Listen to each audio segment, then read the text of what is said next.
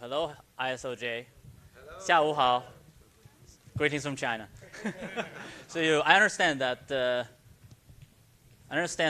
my name and the pronunciation of my organization is too complicated in English. So I actually have offered people a Mexican alternative that will show up there. That's why I'm called Sanchez, basically.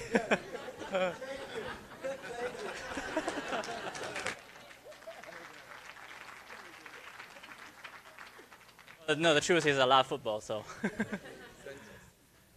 So in terms of when we are talking about how people are adopting and consuming video in China, technically it's not that different from all of our peers who is doing in the U.S. or other parts of the world. We are the Chinese entertainment media and the news media really trying to catch up to be on the same page.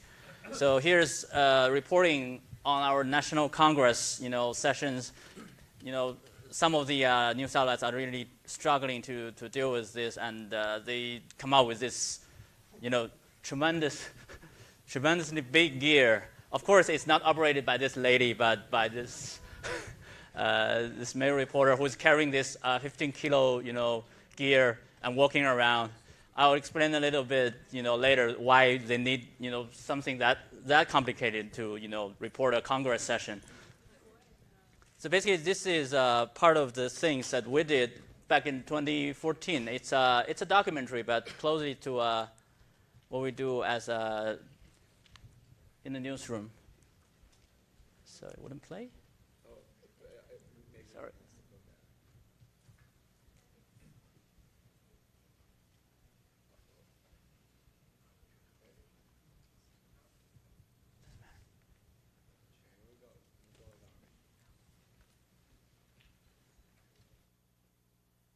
Doesn't matter if it doesn't play, I'll just skip it.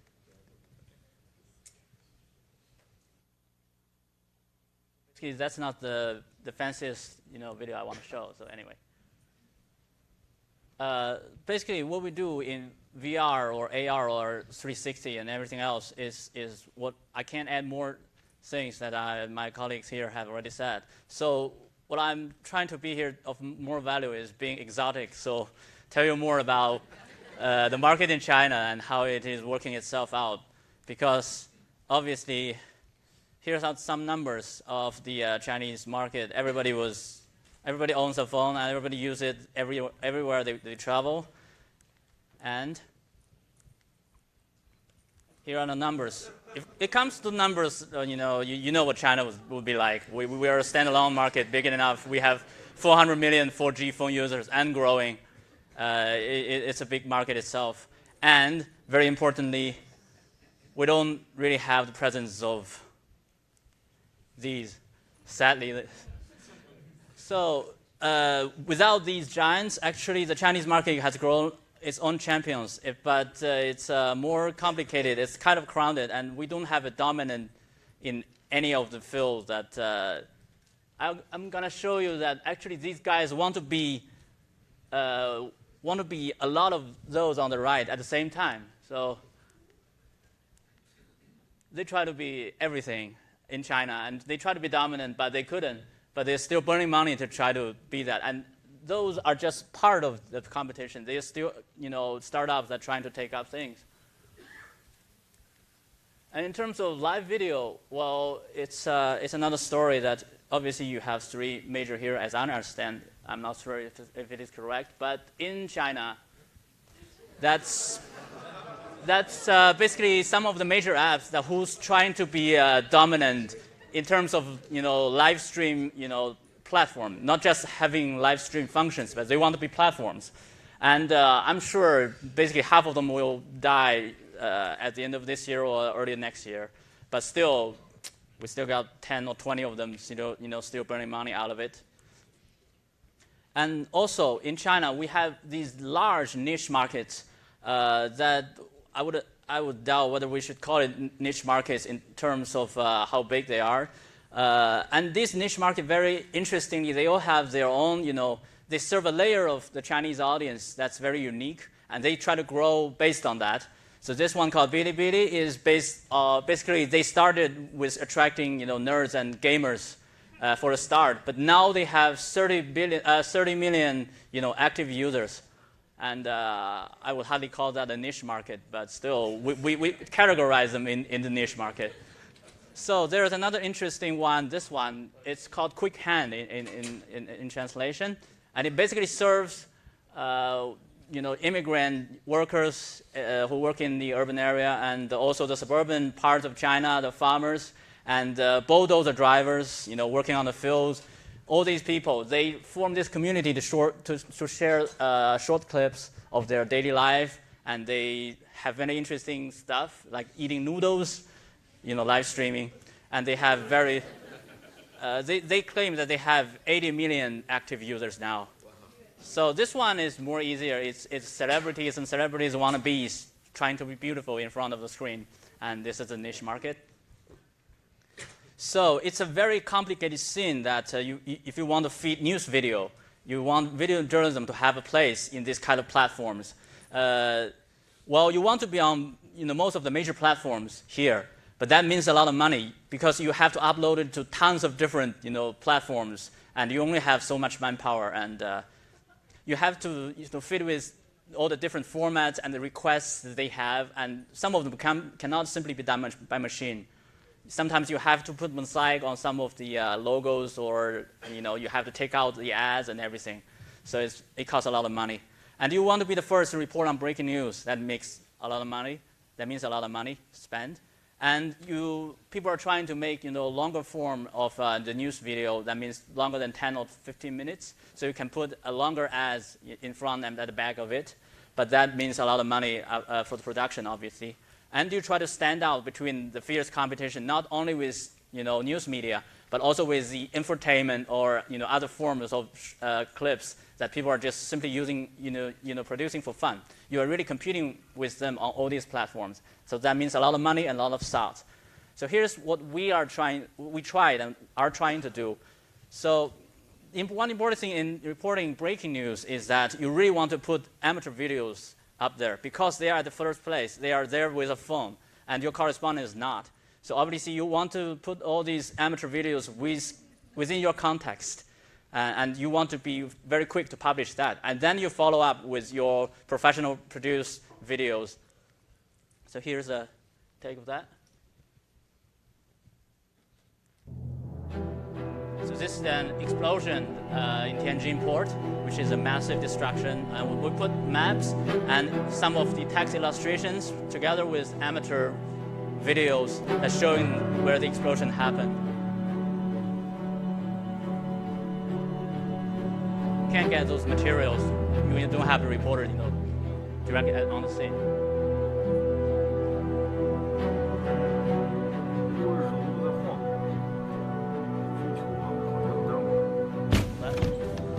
That's a shock wave after the blast.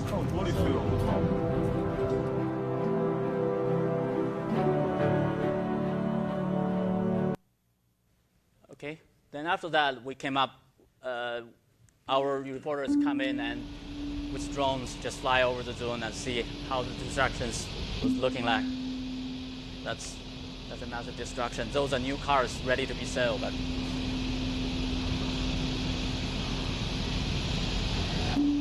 this could be a great AR or VR or 360 video, but we're not really allowed to get into that zone. So the drone flyover is what you can do.